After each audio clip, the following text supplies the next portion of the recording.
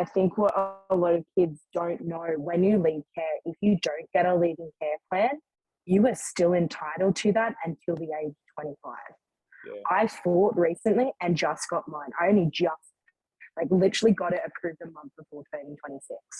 It helps you up. It sets you up so much. It sets you up with driving lessons. It sets you up with furniture with your house. It's never too late to advocate for yourself.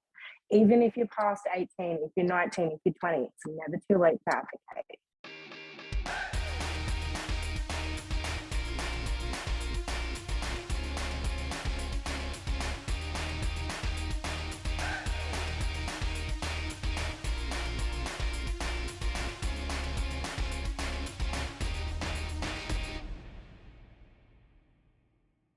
You talked about peer support, but we're interested to know the honest truth from care leavers. If you think something like peer support with putting an adult care leaver that's interested in advocacy in that position in a young person's life when they're transitioning from care, so they have a choice. There's a lot they don't have a choice of, but they have a choice whether or not they even get a mentor with a lived experience, and link in. They're not going to go, you have to go here.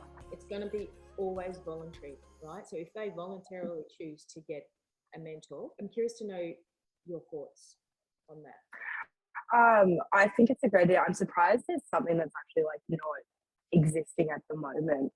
I remember in high school, because I was very open about it. I think everyone knew that I was in foster care and stuff like that. And because I'd transitioned at 17 into shared accommodation, by myself, kids who were still, going to year 11 and stuff like that.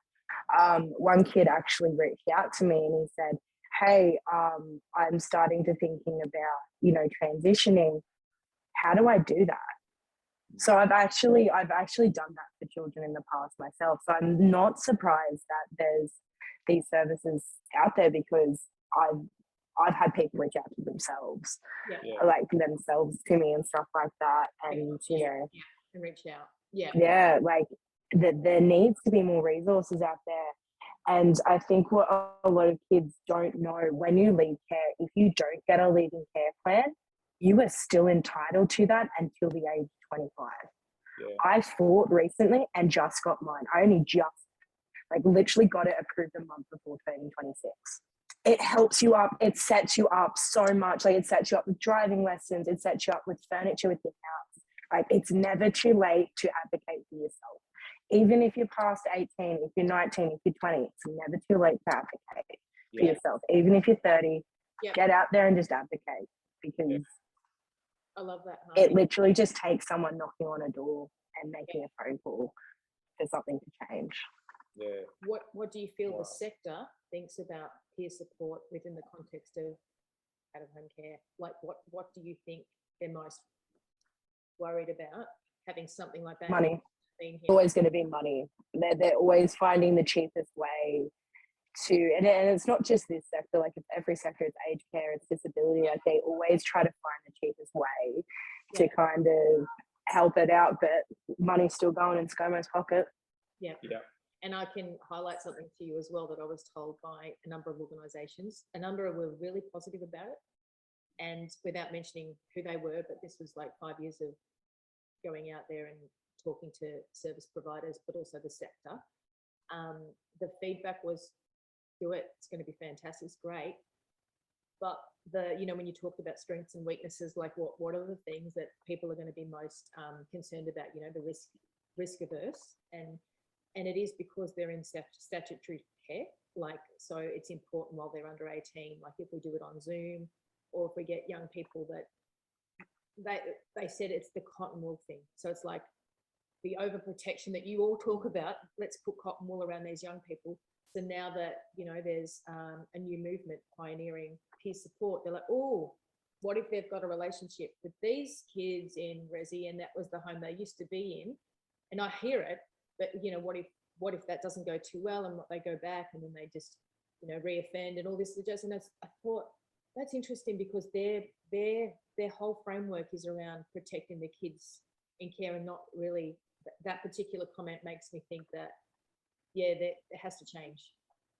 It has to change. And if they tell the kids this as well, it's making them feel like that they can't trust adults, that they want something out of them as well. Because I remember one of my the last foster carers I was with, they were absolutely amazing, but because I was an older teenager, there was a lot of things put into place to make sure that there was no misunderstandings. You know, couldn't sit in the front seat because, you know, if you grab the handbrake, you know, what if you brush my leg? I could go into a PTSD episode. I can make accusations. I could ruin your life, sort of thing like that. So there's always this stuff about protecting, but then also the foster carers are too petrified to hug you, to show you any type of affection. So you have such weird relationship complexes at that age because you're taught by the community services that no one is safe, which is understandable because we are vulnerable, but then also people are too bloody scared to touch us or do anything with us because we're so protected. So, you know, he had my photo taken, there was 4 waivers to sign, like. Yeah, I hear you. Love that you said you don't know why it's not in here and why it hasn't been in here, because it's coming into homelessness, by the way. It is coming. If you Google No, that's good. if you've have you seen Invisible People? No, I haven't. So he's experienced homelessness in the past, and he goes out and reaches out to actual current homeless youth, but all spectrums, like right up to really elderly. And in the States it is. So Invisible People, if you Google it, he's got a YouTube channel with 1.1 million subscribers, but he's all about lived experience. But he gives the back harmony too when they get out of that homeless system and they get housing. Oh, amazing. And I'm like always like, well, I was wondering, you know, why don't they do, you know, remember Struggle Street, that documentary? Why don't they do a Struggle Street documentary style of 5 kids leaving care? Follow them from transitioning, because there's that statistic, you know, 4 or 5, you know, kids out of care will end up, you know, in certain situations. So follow that statistic. Follow those kids who are going to be part of that statistic. So people those baby boomers who are sitting at home who have had those preconceived notions about us actually see it. They see we're not a statistic, that's a human being who is being put into that, you know, that's this systematic shit. Like, it's just frustrating that there's no movies. Like, remember there was a documentary recently done called The Department. It only focused on the department itself. It focused on foster carers. It focused on the department. Didn't focus on the children. This stuff never focuses on the children. It so just. What you're saying, keep saying it, because it needs to change. Because you know you're almost 27, right? And you've just spoken some incredible truths in this like time that we've had. And one of them is the leaving care, like, you know, the leaving care plan. Go and get it. Go, like, more young people that hear your voice, that hear other people's voices. That it's going to start creating, like I say, a movement, but like this momentum. Well, and especially with Gen Z, they watch these TikTokers, because part of my role as a store manager is seeing, you know, marketing strategies and stuff like that. So we turn to TikTok, we turn to these influencers, because 9 times out of 10, someone's going to trust their favorite influencer than trust me in the store who's trying to sell them shit. So it works the other way around with health advice. Look what happened with Donald Trump, you know, and all of these influencers who got on the anti-vaxxer train and everything like that. So if we had more influencers who were, you know, on the train of, oh, hey, this is self-help, like, go out in there and get this stuff, like, you can, like, it would be invaluable. Like, we need more people on TikTok or more people on YouTube who are going to be open about it, because then these younger kids are actually going to be like, oh, cool.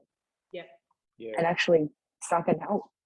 And how would you think like peer support would look to you? Like, let's say we've got funding, we can employ a few, like, you know, for the pilot, maybe 4 young people. What would it look like? What would a successful peer support program for young people transitioning to care look like? And I know I'll put you on the spot, but you can think about it.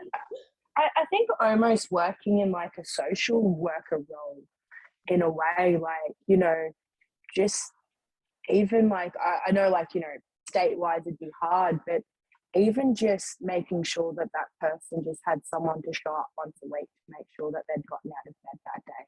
Yep. Make sure that they're actually okay, because during something like lockdown, there was days where I was just like, if I fell over and hit my head, no one would know Yeah. for hours. Like no one would actually know for a few days. Yeah. Yeah. Like, and it's stuff like that we're so isolated, and when pandemics that happen. So, I mean, Zooms is such a great idea, because you can't have someone showing up once a week making sure that they're okay, because it is logistically hard. So having that Zoom, I think, is a great idea. But yeah, just even like phone calls, like I think any type of communication is great. Yeah. No, that's awesome. And in terms of age, do you think it matters how long someone's aged out of care for, or do you think don't even think about that? It's relevant as long as they're there.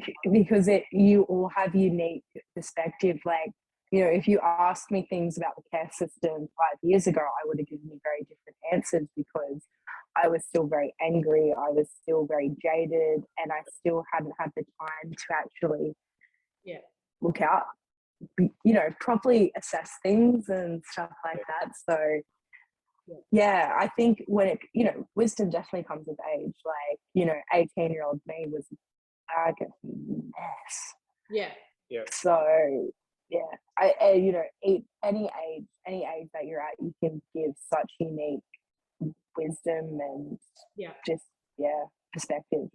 Because somebody came to you at an early age, but you were still going through stuff, but you were still able to be a sounding board to him. Yeah, incredible. Absolutely. We love that. Yeah, and that's the thread that the young adult that we spoke to too.